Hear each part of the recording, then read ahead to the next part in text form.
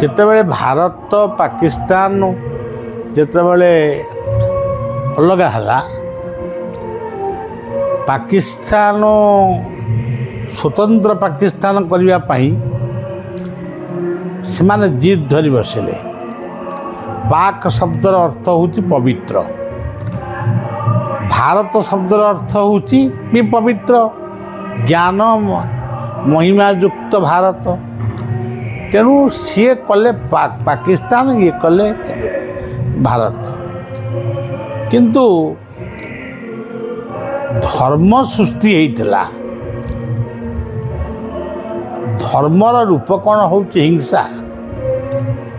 ଧର୍ମର ସ୍ୱରୂପ ସତ୍ୟ, ସନ୍ତୋଷ, ଦୟା, କ୍ଷମା ହେଉଛି ଧର୍ମର ସ୍ୱରୂପ।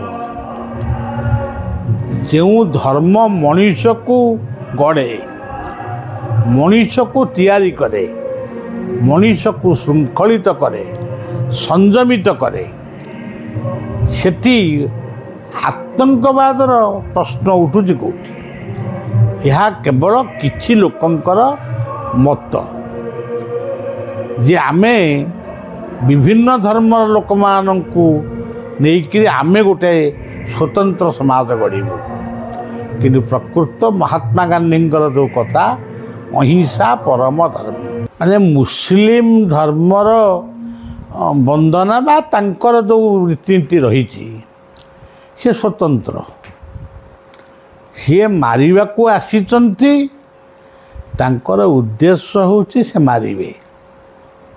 ତାକୁ ଗୋଟେ ମାଧ୍ୟମ କରି ଏଗୁଡ଼ାକ ଯେଉଁ ତୁମେ ସେ କ'ଣ ତାଙ୍କର କ'ଣ ପଢ଼ିବା ପାଇଁ କହିଲେ, ଏସବୁ ସଂକୀର୍ଣ୍ଣତା। ଇଏ ଯେତେବେଳେ ଭାରତବର୍ଷ ବର୍ତ୍ତମାନ ଯେଉଁଭଳି ଭାବରେ ଗୋଟେ ଆଗେଇଛି ସବୁ କଥାକୁ ନେଇ, ସେମାନେ ବି ତା ଭିତରେ ଅଛନ୍ତି। ଧରନ୍ତୁ ଇସଲାମ ଧର୍ମ ପାଇଁ କ'ଣ ତାଙ୍କର କାର୍ଯ୍ୟ କରିନାହାନ୍ତି? ଭାରତ ସରକାର କ'ଣ କରିନାହାନ୍ତି? ତଲାକ ଉଠେଇଛନ୍ତି, ଆଉ ଅନେକ କଥା ହେଇଛି। କିନ୍ତୁ ସେମାନଙ୍କର ଗୋଟେ ପ୍ରଚଣ୍ଡ, ସେମାନଙ୍କର କହିଲେ ସବୁ ମୁସଲମାନ ନୁହନ୍ତି, ମୁସଲମାନ ଦେଶ ବହୁତ ଅଛି। କିଛି ମୁସଲମାନ ଆତଙ୍କବାଦର ଶିକ୍ଷା ତାଙ୍କୁ ମୁଣ୍ଡରେ ପୂରେଇ ଦିଆହେଇଛି। ସିଏ ଜାଣିଛନ୍ତି ଆମେ ଯେତେ ମାରିବୁ ସ୍ୱର୍ଗରେ ସ୍ଥାନ ପାଇବୁ, ଆଲ୍ଲାଙ୍କର କୃପା ପାଇବୁ, ଇତ୍ୟାଦି ପାଇବୁ। ଏହିସବୁ ଅନ୍ଧବିଶ୍ୱାସ ବୋଲି ମୁଁ ଭାବେ। जदि आपंक आम भिडी भल लगा तेब आम चैनल को लाइक, शेयर और सब्सक्राइब करने को जमा भी भूलु नहीं।